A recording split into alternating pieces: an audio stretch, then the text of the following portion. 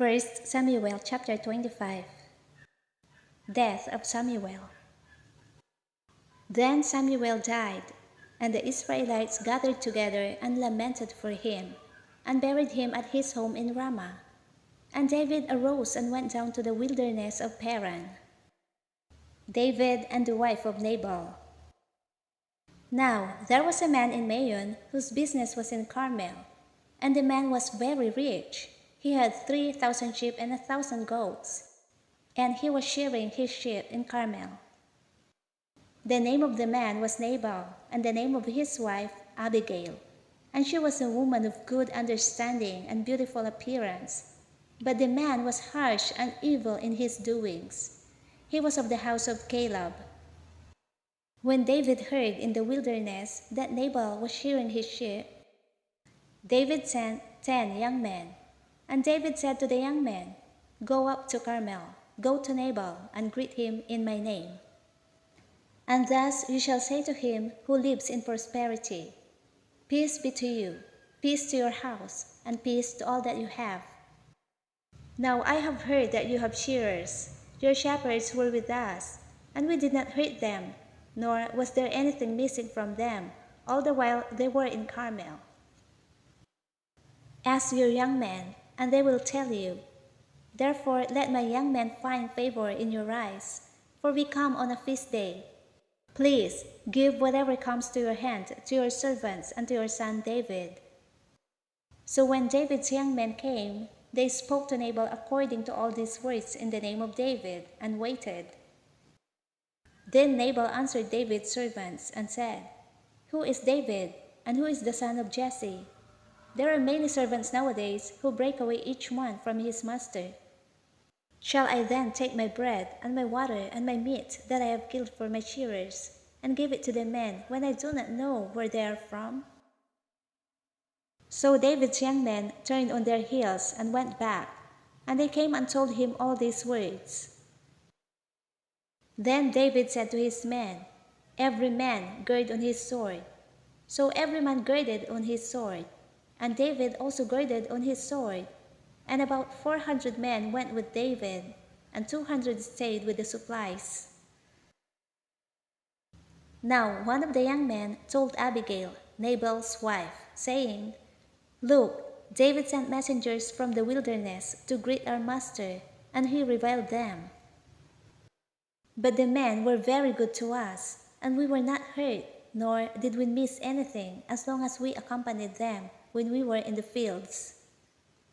They were a wall to us both night and day, all the time we were with them, keeping the sheep.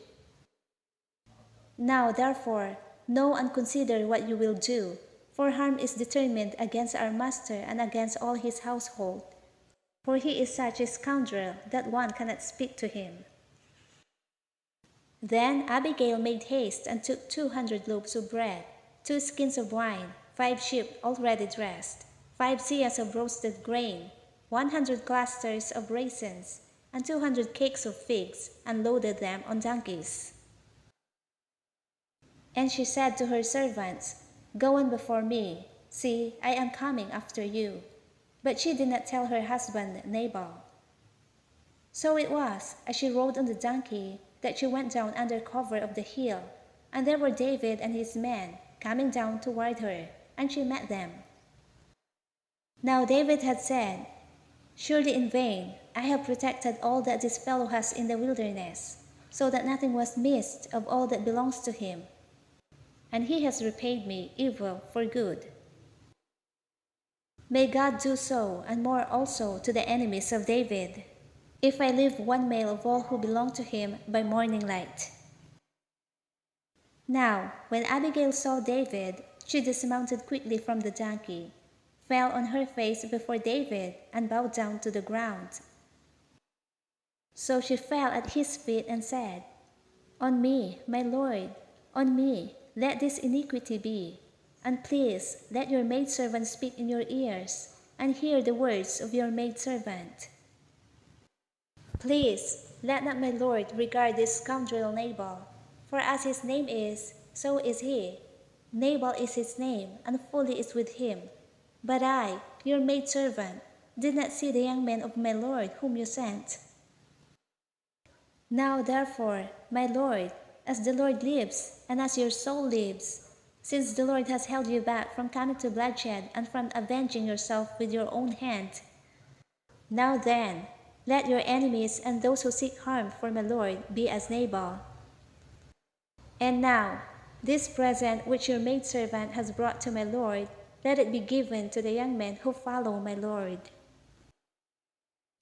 Please, forgive the trespass of your maidservant, for the Lord will certainly make for my lord an enduring house, because my lord fights the battles of the Lord, and evil is not found in you throughout your days.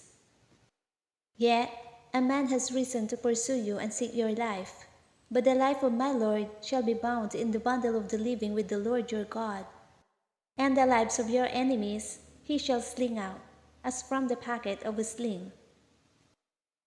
And it shall come to pass, when the Lord has done for my lord according to all the good that he has spoken concerning you, and has appointed you ruler over Israel, that this will be no grief to you, nor offense of heart to my lord, either that you have shed blood without cause, or that my lord has avenged himself.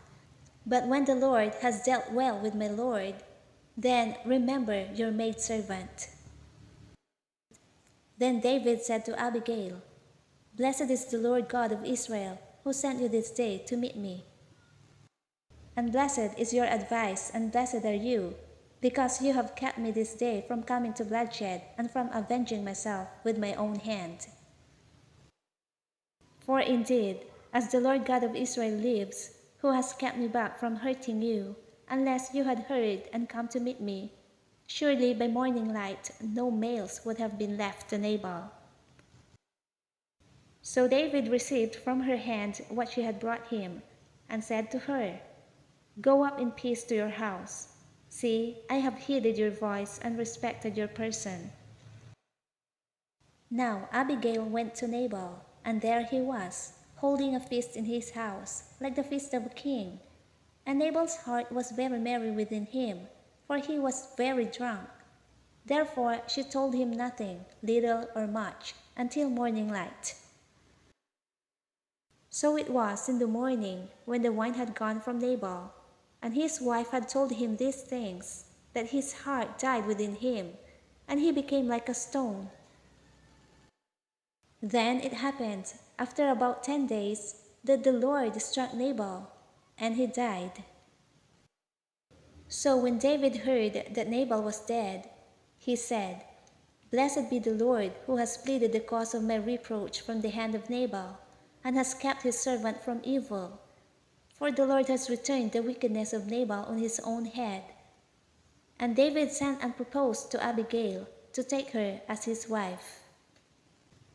When the servants of David had come to Abigail at Carmel, they spoke to her, saying, David sent us to you, to ask you to become his wife.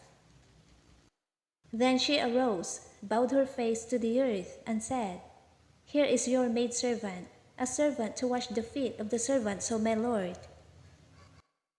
So Abigail rose in haste, and rode on a donkey, attended by 5 of her maidens, and she followed the messengers of David, and became his wife. David also took Ahinoam of Jezreel, and so both of them were his wives.